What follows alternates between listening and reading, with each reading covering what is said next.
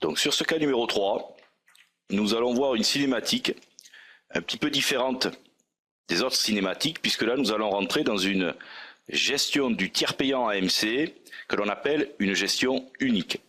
Jusqu'alors nous avons vu deux cas où il fallait éclater le flux entre un flux vers le régime obligatoire, un flux vers le régime complémentaire, papier ou électronique. Là nous allons voir le cas de mutuelle qui à la fois gère le régime obligatoire et gère le régime complémentaire.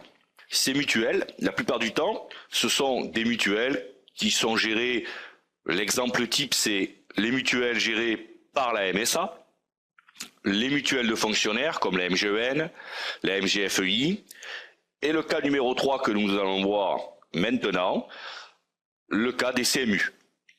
Donc là, dans la gestion unique, il va y avoir deux cas de tiers payants.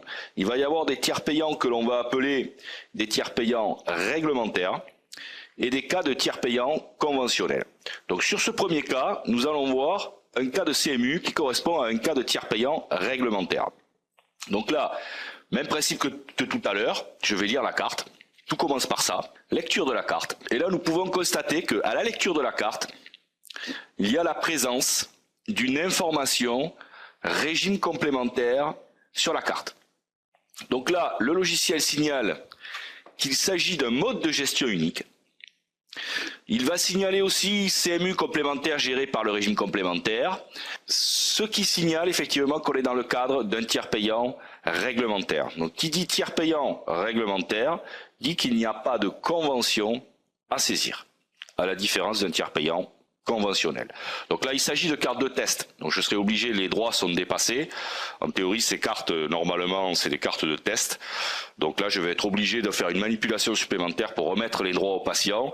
Mais dans la vraie vie, vous avez mis à jour la carte du patient et il est en droit. Transfert client, le logiciel me signale les points rouges, ce qui veut dire qu'il va falloir que je fasse une manipulation pour aller forcer les droits au tiers payant. Alors cette action de forcer les droits au tiers payant peut être fait quoi qu'il arrive dans un cadre normal, puisque de toute façon on part du principe qu'un patient a toujours les droits au régime obligatoire et que à la vue d'une attestation papier, par exemple un patient qui n'aurait pas sa carte vitale à jour en CMU, vous pouvez très bien venir forcer les droits à la vue de l'attestation papier.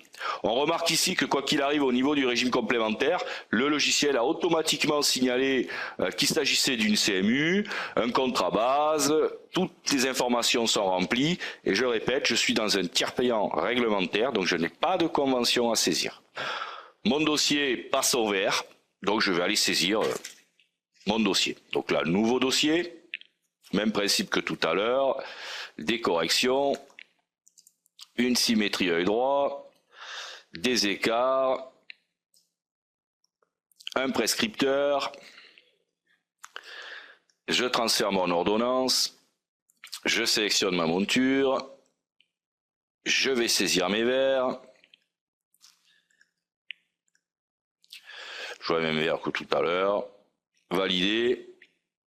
Donc là, je pars en tiers payant, c'est un dossier CMU. Bon là, dans mon cas, je vais appliquer les droits, je vais appliquer les prix CMU, prix net égale CMU, directement sur le dossier, pour cadrer avec la convention et le tiers payant réglementaire CMU.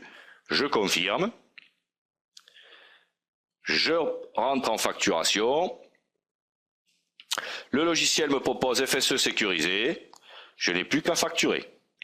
Donc là, sur ce cas-là, lecture de la carte vitale ou saisie de l'attestation par rapport à l'attestation, mais en aucun cas, je n'ai eu à faire usage d'une convention puisque je suis dans le cadre d'un tiers payant réglementaire. Même principe que tout à l'heure, je pars en CMU, valider les montants, je valide.